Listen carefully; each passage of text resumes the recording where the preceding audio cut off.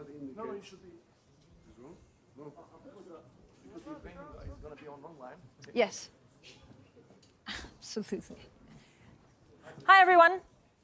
We have a packed room that really goes to the heart of the matter, that this is probably one of the most important sessions in Davos. Thank you all for joining us. Welcome to our session, Securing Europe. I'm Francine Lacqua from Bloomberg TV. And however the war unfolds, of course, Russia's invasion has upended European defense policy, probably for the longer term. But the war in Ukraine has also united the European Union around this common threat while shattering the security order that helped Europe to prosper in the last couple of decades. Now, in the next 45 minutes, we'll try to address what steps Europe needs to take to develop into a viable security player in this radical change context. From Berlin to London to Baltic capitals like Tallinn, the metrics, of course, of defending Europe are changing. They've been torn up. A large-scale war is no longer unthinkable, and nations are reconsidering what they spend, what they buy, and also how they would need to fight. Now, a reminder that you can ask questions for the session.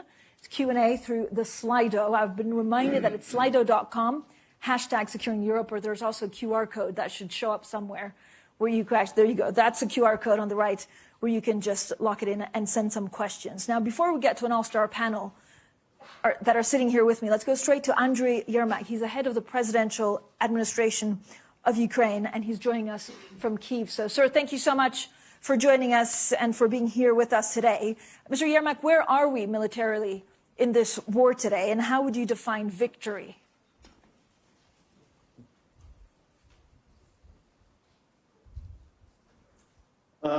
Dear Ms. Lacqua, dear panelists, dear guests, thank you for the honor of the opening this meeting. It's dedicated to one of the most pressing issues in today's world.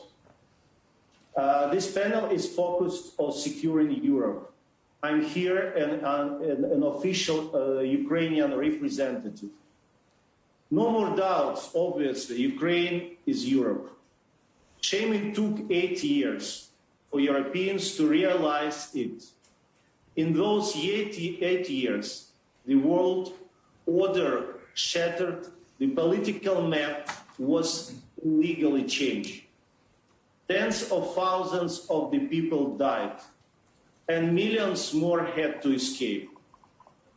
However, escape, despite all the crimes Russia's soldiers committed in Bucha, Mariupol, Chernihiv, and dozens of other locations. We keep hearing calls for capitulation for the sake of the peace in Europe.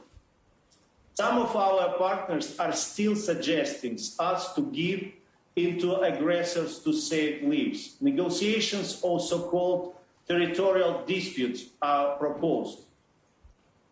How can one believe it when Russia showed outright intention to destroy Ukraine?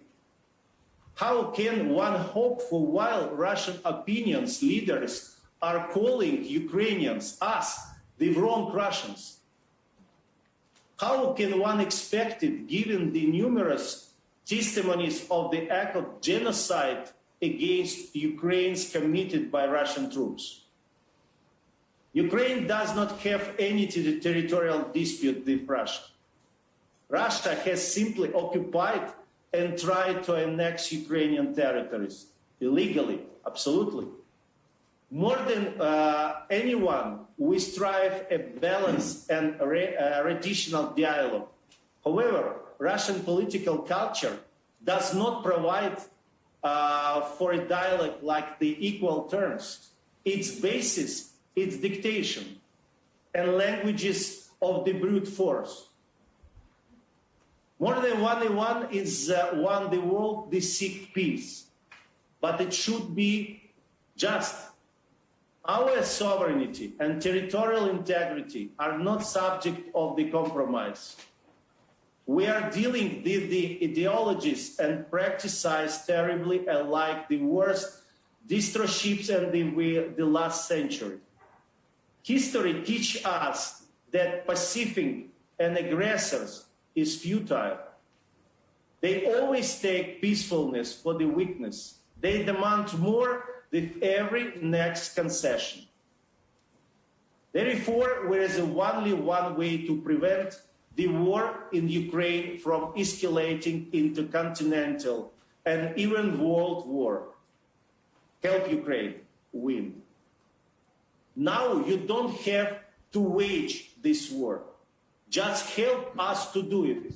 Otherwise, you'll have sent your troops to the battles. Helping Ukraine is a way to resolve the construction between value policy and real politics. This is a way to send a clear signal to potential aggressor in the future. Their actions will not go to unpunished. So Ukraine immediate goal to stop Russia brutal aggression and ensures the complete withdrawal of its troops from our lands. Then we must find a reliable way to deter Russia from repeating aggression in the future. But the world order is nearly wrecked and shattered. Russia's presence in the United Nations is semi-paralyzed with the Russian presence in the Security Council. The OSCE has lost its recent data.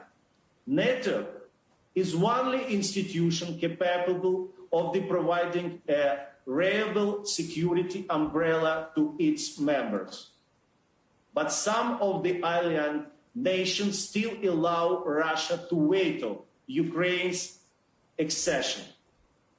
So we have to take alternative path. Today, I am glad here in Davos to announce that together with the former NATO Secretary General, Anders Fogh Rasmussen, we are establishing an international advisory working group. Its aim is to make some recommendation for a reliable and efficient security guarantees for Ukraine. Leading figures from security, policy, and diplomacy, as well as scientists, will be invited to join and they contribute. We look forward to involving the friends of Ukraine who can offer their experience and their expertise to efficiently implement the initiative.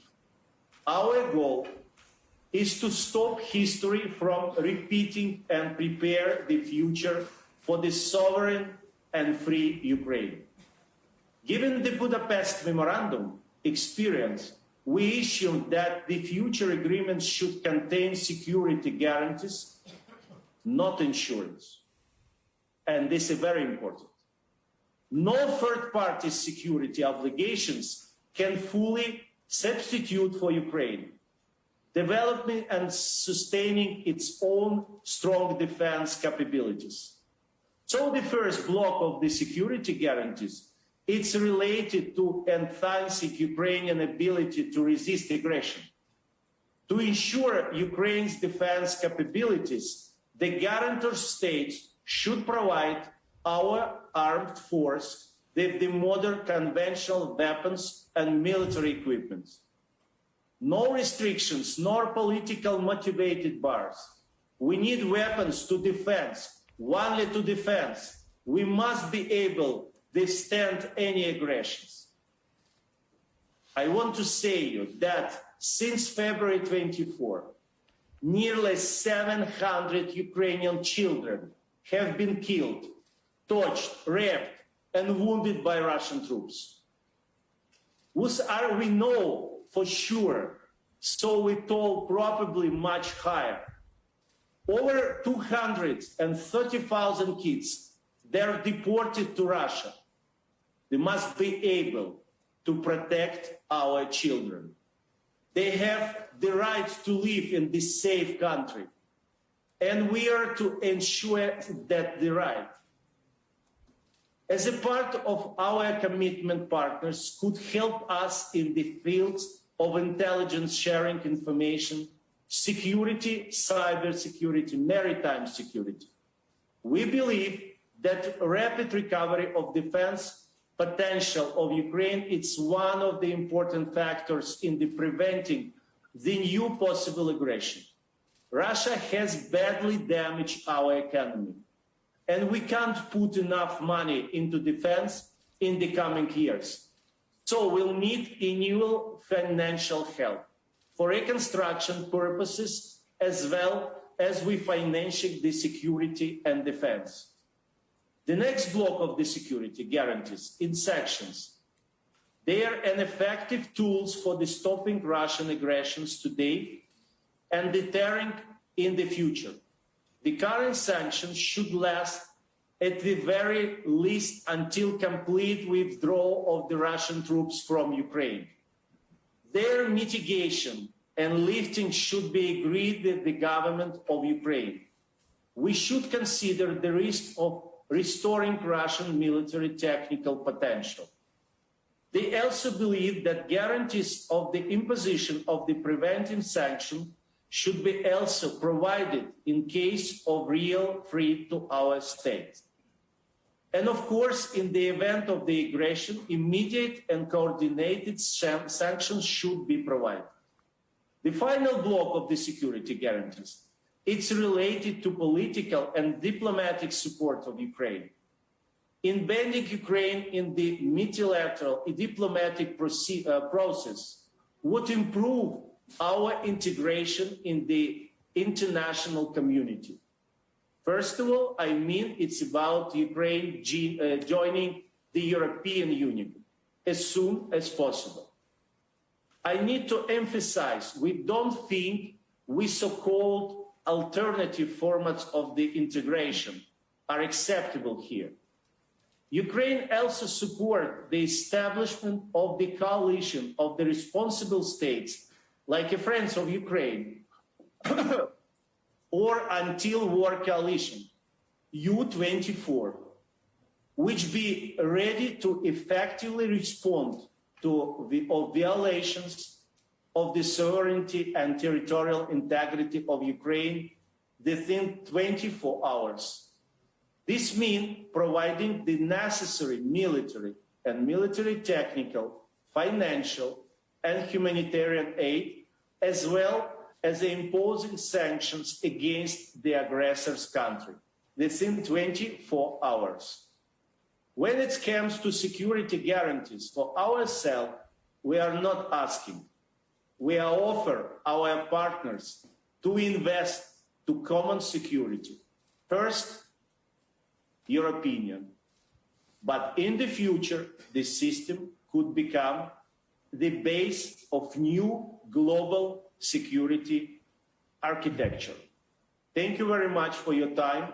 And now, with pleasure, I give the floor to Ms. Latva. Thank you for your attention. Mr. Yermak, thank you. Just a quick...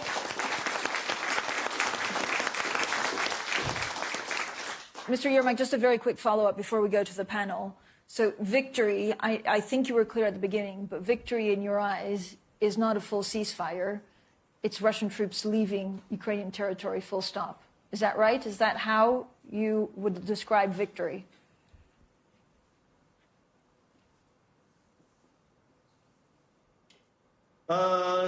You see, we are not aggressive state. We are only defending. So restoring our sovereignty and territorial integrity and make our people safe is it's real our immediate priority. Now I think it's meantime the aggressor must pay the price of their choice. And of course we need to make everything that Russia will not be able to attack us again. And of course, for us, it's the victory. It's not just ceasefire. It's our people paid the highest price.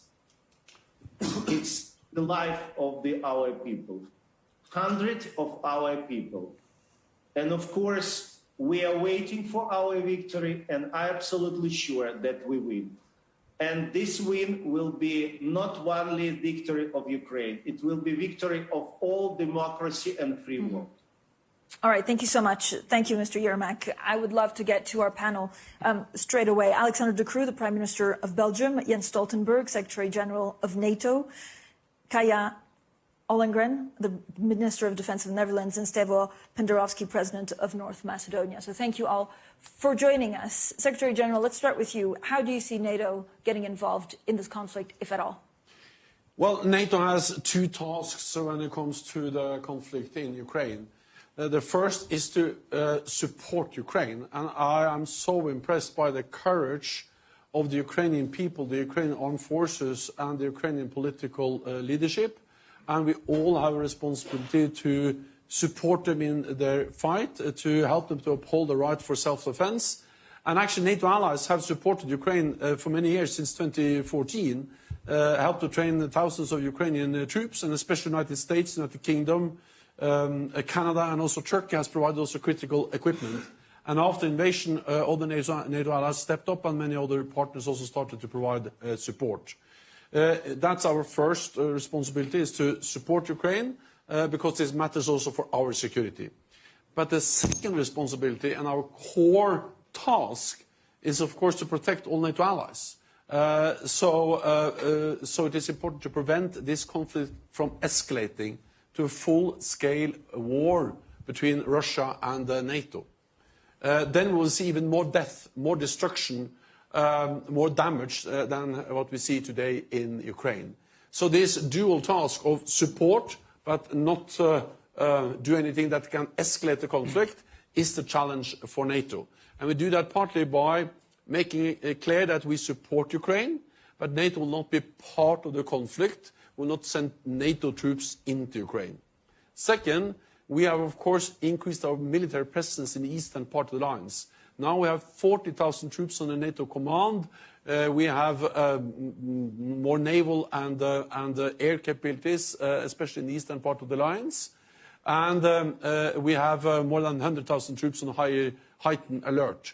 This is to send a very clear message to Moscow and leave no room for miscalculation or misunderstanding. An attack on one NATO ally will trigger the full response from the whole alliance. This is deterrence. The purpose is not to provoke conflict, but is to prevent conflict, preserve peace. So this is the way we conduct our dual task. Support Ukraine, of course also supporting the sanctions on Russia, but then at the same time stepping up deterrence and defense to ensure no escalation of the conflict. But Secretary General, so when you look at what kind of security arrangements are needed to secure peace in Ukraine, what do those look like in the next 6 months? Well, I welcome the fact that allies are discussing with Ukraine how to help them ensure their security. I also welcome, of course, that NATO allies, and NATO is also providing support. And the strongest way of providing support is actually to do what they're asking for, and that is to deliver weapons. And that's exactly what allies are doing at unprecedented level. And then the issue of NATO membership is further down the road. The important thing now is to support Ukraine in their heroic fight for their freedom, which is also important for our security. Prime Minister, what do you see as the most important thing in terms of a common defense strategy in Europe right now? Well, I think we European countries are waking up from a certain degree of naiveness that we've had the last decades, thinking that full-scale war on the European continent would never come back, and especially not this type of war. And the good thing is that as European countries, we're not alone. I mean, in a moment like this, if you are alone, or you're scared to death, or you're joining NATO, which is what we're seeing with Finland and Sweden these days. So it's good that this is a collective thing. Of course, the collective defensive umbrella is something that we also need to contribute to, and all European countries are scaling up in a gradual way their investment. We in Belgium have decided so a few months ago. We will continue in doing so. What is important to me is that if we invest more in defense, is that to me there are three elements which are important. First element is less fragmentation. Today, European defense is incredibly fragmented, which makes it expensive and not very operational. Second element is more industrial return for European industry. Today, that industrial return is way too low. Third element is more societal return. If we do investments in cybersecurity, it should be for our industry and our population. If we invest in intelligence, it should help us, for example, in counterterrorism. If we invest in a well-developed defense, it should be also a way of training part of our population. Maybe the last element that I want to put forward is that security is not just defense. We have to have a much more holistic view of this. And why is this holistic view necessary? That's because Vladimir Putin has also a much broader view of destabilizing Europe. He's not only destabilizing Europe just with the war in Ukraine. He's doing it with the war in Ukraine. He's doing it with strategically using his energy reserves. He's doing it with disinformation campaigns. He's doing it with refugee flows that he's trying to weaponize through Belarus. I mean, there's so many tracks that he is using to try to destabilize Europe, which means that if we want to stabilize Europe, we also have to have a much broader view than only the defense part. But the defense part is the most urgent one, then it's good to see that European countries are all stepping up. But President Penderovsky, if we talk about the defense part, it took years for your country to actually accede to NATO. What do you make of the fact that we're now trying to accelerate the accession of 2 member countries? You know, being the last entry into the alliance, 2 years now, I know the desires of the Ukrainian people, why they would like to join the alliance. And I wouldn't like to forget, speaking about the NATO membership, the membership in the European Union. They have applied for that recently as well, because these are 2 corridors, so to say, for the better, more secure and prosperous future. We have been waiting for 21 years to become the member of the alliance, since becoming the candidate country for membership in 1999, and we have finally succeeded in 2020.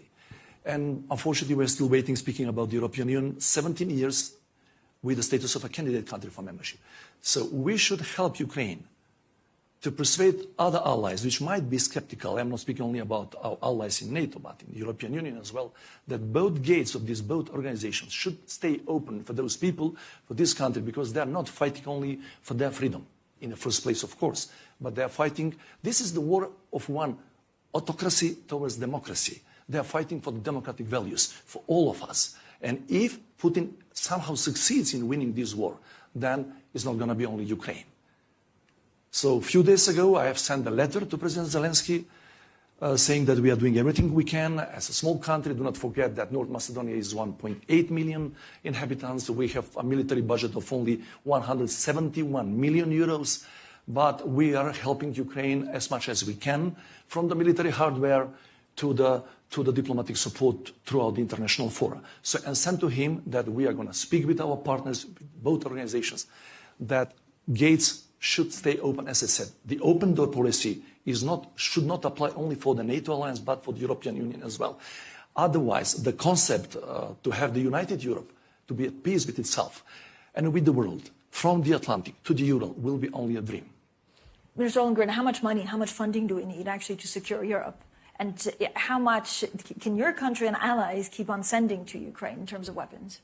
Well, in terms of weapons, I think yesterday we had a meeting in the Ramstein format, so that was 40-plus countries that coordinate their efforts to help Ukraine with the weapons they need. Ukraine is very good at articulating very precisely what is needed, and I think we are now also much better coordinating amongst ourselves in a way that we can actually provide what they need. If we can not do it ourselves as the Netherlands, we can join forces with Germany or with other countries.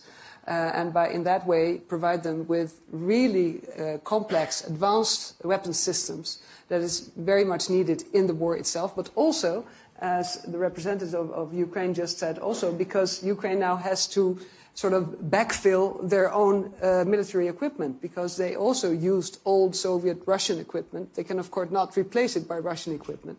So they have to get stuff from our countries, also to build on their military infrastructure. So that's really costly. And at the same time, we're also increasing in the Netherlands and other countries our own defense budgets. of course, because we have to be stronger on the eastern flank of the alliance. We really want to step up our efforts to be ready also for the future. But one warning, I mean, if we all are going to spend more, but going to spend it separately, then only the costs are going to go up. And then we will not increase our own security. So we really have to work on that. We have to coordinate better. We have to find ways for standardization, for interoperability of our systems, and for joint procurement in ways that countries are already experimenting with now. The Netherlands with Belgium, for instance. But we have to step it up, because otherwise we will keep fragmented armies in national countries instead of a very strong NATO army and also a European defense that can step up when necessary in Europe. Prime Minister, what happens though if the war lasts years? Well, then, first of all, I hope not, of course. But if it lasts years, we'll continue support for years. I mean, we have to be very clear on this. We're supporting Ukraine in this, and we will continue supporting with what is necessary, with equipment, talked about, with information as well, because in a war situation like this, information intelligence, of course, is extremely important. And we, as European countries, will continue improving the equipment that we have. And I think indeed, as Kasia said, I think it's important that we do it in an intelligent way, in a planned way, less fragmentation, as I said.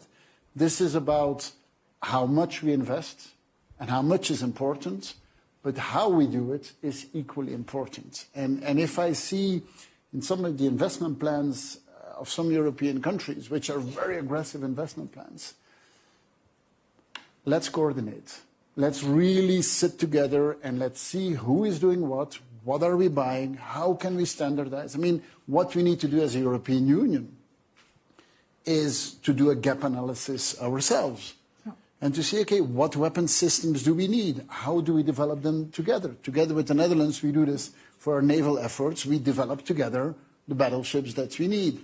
It's good that Belgium and Netherlands is doing it, but honestly, we should be doing this together with many, many countries. And this is not just ramping up investment because of the Ukraine war. This is a long-term effort that we are putting forward for the next decades. If we do it for the next decades, let's please do it in a coordinated way so that we become more efficient. Because, I mean, if you look at the total defense budget of European countries and compare it to Russia, actually our budget is much higher. But it's much too fragmented if you compare it to the way Russia is organized today. The President, then I want to ask you... Only one sentence plus. Of course, I wouldn't like to criticize my friends, because we are in the part of the same alliance. But please, that joint procurement system, which has a big flaws from time to time and weaknesses, should be improved in the future. In my view, that should be the task, main task of all of us, to coordinate, to have the better procurement system, but in the years to come. Now, give the Ukrainians on the bilateral basis whatever they want, because this is a critical period of the war. In my view, then, following what the NATO experts and all of the military security experts are saying to us, in this period of the time is probably a very decisive period for the rest of the war, whatever it might last. So this is very important. Give them now, on the bilateral basis, we are giving them, of course, everything they want, but give them more, and these questions, this coordination among joint procurement systems, that's a hot topic always, and being for years and years in the alliance, within the alliance, not to waste time and resources and to have duplicity in that process. But now it's critically important to help Ukrainians today, not tomorrow. Yeah, so this is a kind of timeline. I just want to spend a couple of minutes with Secretary General, because I know you spoke to the President of Turkey over the weekend over his concerns about Sweden and Finland actually accessing NATO. What does he want in return? Well, in my conversation with President Erdogan, he expressed many of the same concerns that he has expressed publicly, and that's about terrorism. It's about their concerns about the PKK, and also, of course, the need for Turkey to be able to acquire the weapons they deem that they need. But let me start by saying that the fact that Finland and Sweden applies for NATO membership, that is historic. Very few people, if anyone, expected that as late as the beginning of February. And now they are applying. And that demonstrates a very important thing, and that is that when President Putin tried to close the door to NATO, then actually Finland and Sweden decided to move in. Because as late as in December this year, President Putin proposed a legally binding treaty for NATO, which actually was going to re-establish spheres of influence, where big powers like Russia could decide what smaller neighbors could do or not do. Because in that treaty, it was stated clearly that there was no more NATO enlargement whatsoever. NATO had to withdraw all its troops from those allies that had joined after the end of the Cold War, introducing a kind of A and B membership, first and second class membership. And then, of course, he wanted less NATO military presence on his borders. He's getting the opposite. He's getting more NATO presence on his borders, more troops, more forces. And then there will be more NATO members. And I think that's a very strong answer to a president that really tries to reshape the European security architecture by using force and intimidation. And the response is, no, we will not bow to that. Then, of course, when there are concerns, as expressed by Turkey, we sit down, as we always do when there are differences in NATO, and then we find a way out. I cannot tell you exactly how and when, but be confident we are working on the issue. And we have solved the problems before in this alliance. All allies, also Turkey, agree that NATO enlargement has been a great success, helped to stabilize Europe.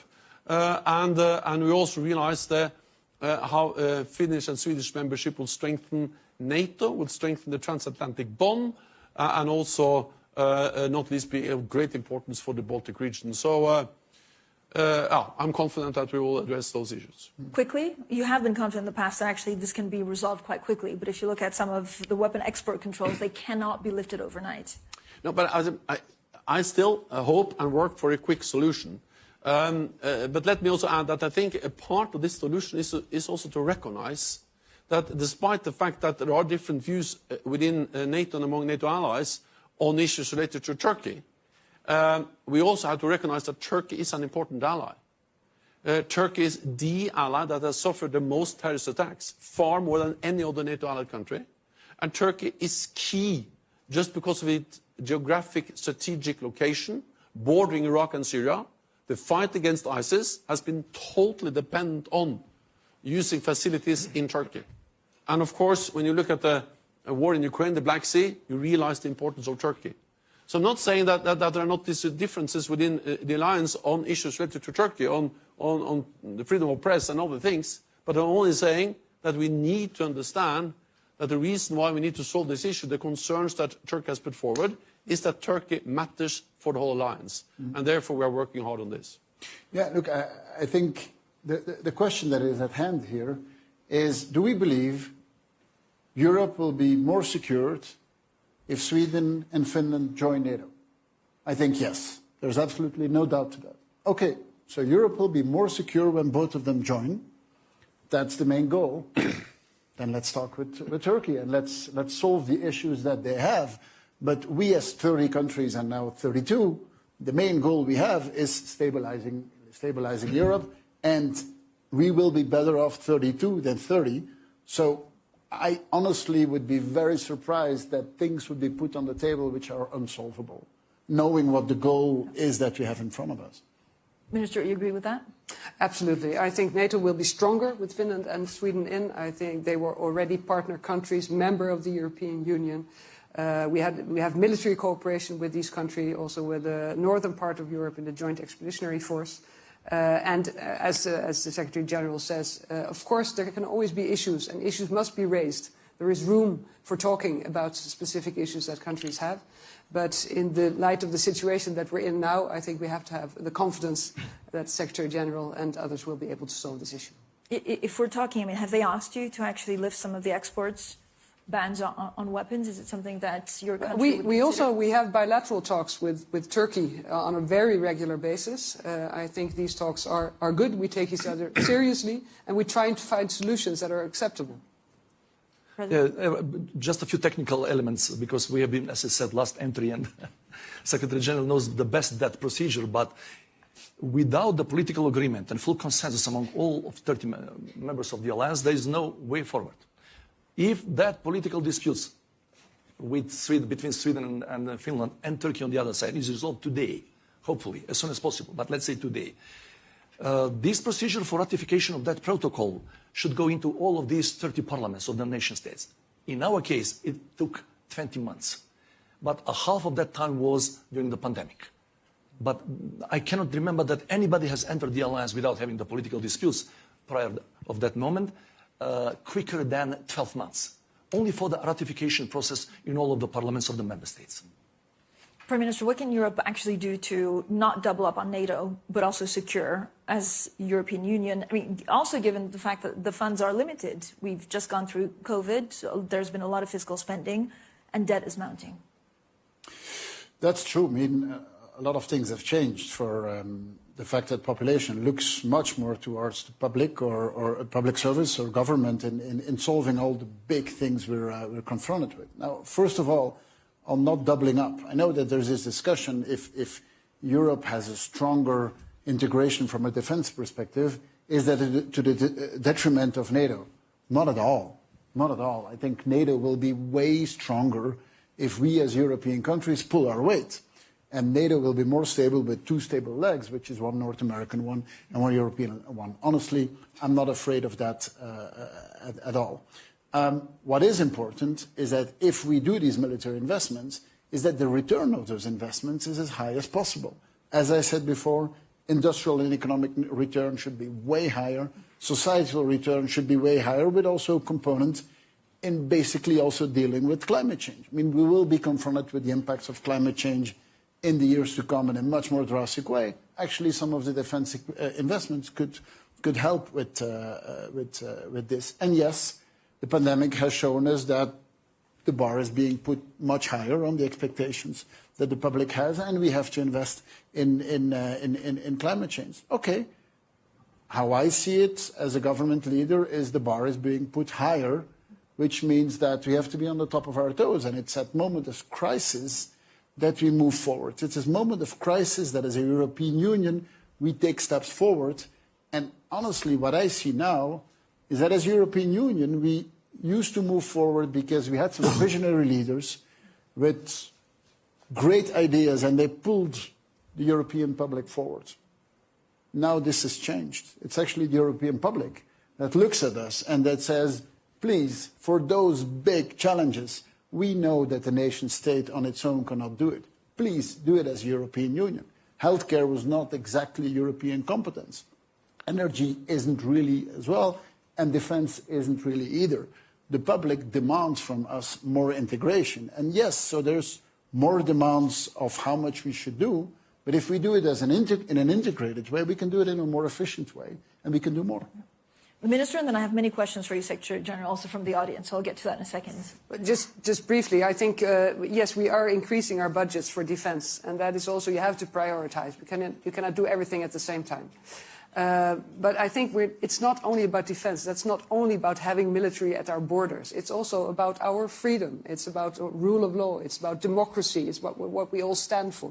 So that's why I think we all feel it's important to do it, but to do it in a smart way, as Prime Minister of Belgium is just stated. And I think also you have to look at the future. So at the same time, with climate change, with the importance of having a well-educated population in our countries. These are the choices that you have to make, and sometimes it means raising taxes, being smart, because we also have our budgetary rules, and they apply to all of us in the European Union, at least.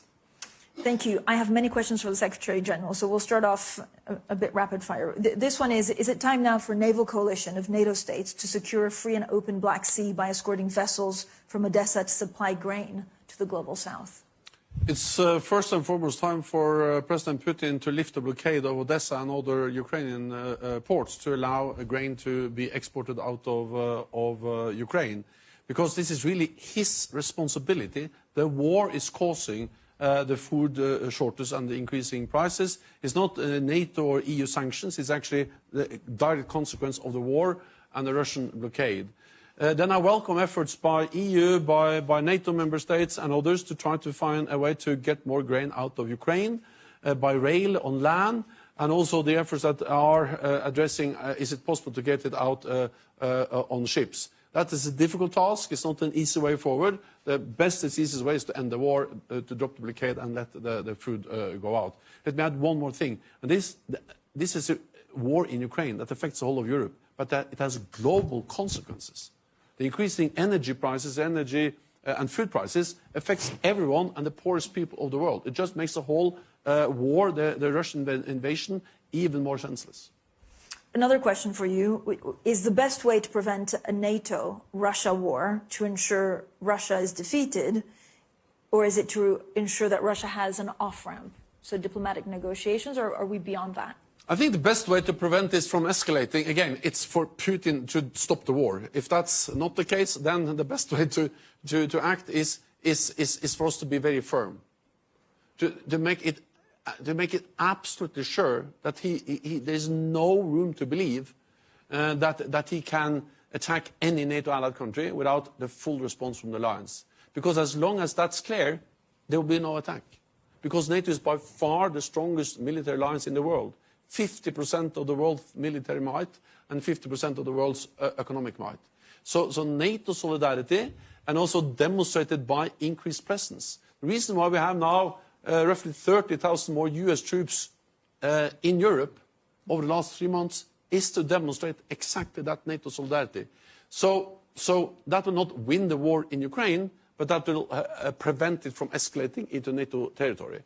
Then we need to support Ukraine to help them reach a result on the battlefield that makes it possible for them to agree on the negotiating table. This war will most likely end at the negotiating table. The question is how and when. And therefore we know that for Ukraine to reach an acceptable result at the negotiating table, they need to be strong at the battlefield. And that's the reason why it's not either support the military or be in favor of a negotiated solution. A negotiated solution, which is possible to accept for Ukraine, will only be achieved if they have a strong military position on the battlefield. President, maybe this one is for you. The former UK Foreign Secretary Haig of the UK wrote in the Times today that Putin may attempt to divide NATO by calling ceasefire that Ukraine cannot agree to. Would NATO remain alive? Do you want to take, yeah? No, I agree fully with that, but up to now we have not showing any signs, even the little one, that we are divided. This was, as Secretary General knows the best, we have shown the unprecedented unity, not in recent times, in NATO history probably. But I would like to send a message to everybody speaking about this subject these days.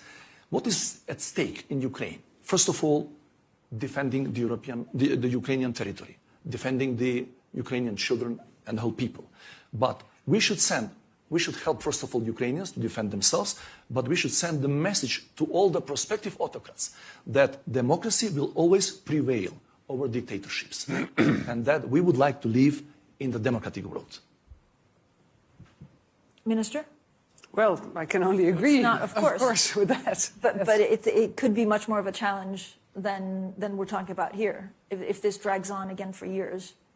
Yes, it's very difficult to predict this, of course. None of us know exactly what is going to happen, but it's one of the scenarios that we have to take very seriously, is that this can go on for years. And I think it's very important to point out that it is for Ukraine to decide whether a ceasefire or even a peace is acceptable, if the terms are acceptable.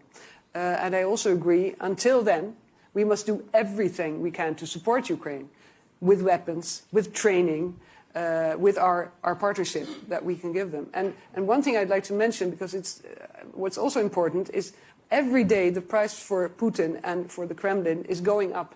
The sanctions are hurting them. And we have to push that even further, I think, and to make them pay for this war in every way that we can. And that also helps Ukraine, of course. It's the other side, the more economical side, but it's very important. Prime Minister? Yeah, actually, I think you just said it. I think, don't forget the sanctions. I mean, the impact of the sanctions, really, it's a thorough impact. The 6 packages there is going to go much further. And then besides the sanctions, all European countries are making irreversible choices related to energy supply. And the impact of that takes time. But in the years to come, this is going to have a profound impact on the exchange with Russia.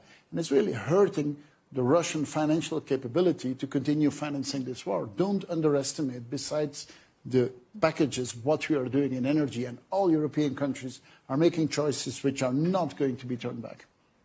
I think one of the lessons we have learned during this crisis is that long-term security interests are more important than short-term economic interests. To be too dependent on Russian gas is dangerous. That's the brutal reality. It has a price to wean off Russian gas, but we have to do it. And therefore, I support free trade. I believe in a more globalized economy. But when we need to choose between protecting our values or profits, we need to choose protecting our values. If we need to choose between long-term security interests and economic gains, then of course again we need to choose economic interest. This is about energy, it's about technology, and it's about also controlling critical infrastructure in Europe. So this is a hard lesson learned. It has a price, but I think that's quite obvious in light of what we have seen over the last weeks after the invasion of Ukraine. We're almost out of time, so I'm going to ask you each for about 30 seconds actually to give one or two priorities for what we need to do to achieve peace and security. Mr. Yermak, let me start off with you, as you're still there joining us from Kyiv.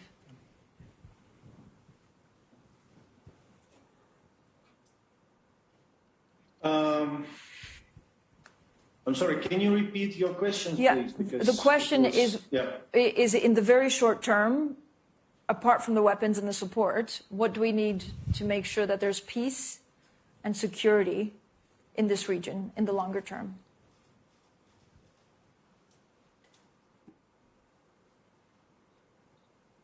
Thank you for your questions. First of all, I'd like to say that I'm very attentively listen all your comments of colleagues. Thank you for your attention and thank you for your support, Ukraine, in this war. It's very important to understand that this war is continuing, and every day Ukraine continue fighting, but we continue lost our people. And of course, as soon as possible, we need to receive all necessary weapons. Because I'd like to say that as long this war is continue, is started to be more higher the risk that some in other countries, especially which have the borders with Russia, will be involved. And in this country, is country as the members of the NATO. It means that if we receive everything which absolutely you say that in all capitals, in our friends and our partners exactly know that we need, we will win. We stop this war in central of the Europe. As we are talking for the long perspective, I explained in my speech that we are proposed and we are now in the consultation of the, first of all, of the security of the guarantees for Ukraine. But we think that after this war, we can't say about strong system of the security in the Europe. It's necessary to build this system because till this war it's continue, not any countries in Europe can feel safe. And we are a lot of times talk about it. A lot of conversation was before this war, but it's happened. Most bad things happened in the center of the Europe. It means that it's time to thinking together and to build new strong system which will be protect any potential aggression, any potential violation of the international law, violation of the territorial integrity of the European countries. Thank you so much, sir. In 20 seconds, President Podolsky, how do we achieve peace and security? In 20 seconds, some people are naming this period of the time as a second Cold War. What is important, let's agree with that, but what is important to remember, what is the main difference? The previous Cold War was about ideology. This is not anymore the battle between communism and capitalism. We are speaking here, it's clear at least to me, that this is the battle between democracy throughout the world, and autocratic leaders. And I not even dare to think, to imagine the world, if we are pressed to live in a world where the autocracy rules. It's going to be the most dangerous place to live, and certainly not the prosperous place the next generations would like to take part. Thank you, Minister. I think from the beginning we've said unity is our strongest weapon, so we have to stay united. If we stay united, I'm confident we can keep on helping Ukraine with the weapons, humanitarian aid, financial aid, everything they need. And the second thing I'd like to say, I think this has been a wake-up call for the European Union in a geopolitical sense. And I think we have to use that momentum to build on a stronger European defense within NATO and within the European Union. Secretary General? Well, my main message is that the Ukrainian war has reminded us of the importance of North America and Europe standing together. I don't believe in America alone, I don't believe in Europe alone, but I believe in North America and Europe together. And NATO is the institutionalized expression of that unity. 2 world wars and the Cold War taught us that we are not safe when we are divided. We are safe when we stand together. Prime Minister. Ensure the support of our domestic population. I think we are in for a somewhat longer period of instability, which means that we need to make sure that our North American, European populations are supporting us, which means that we need to protect them for the impact of what is happening. If we don't protect them well, we might lose domestic support and it might become much harder. Thank you so much for this important conversation, everyone. Thank you. Thank you. Thank you.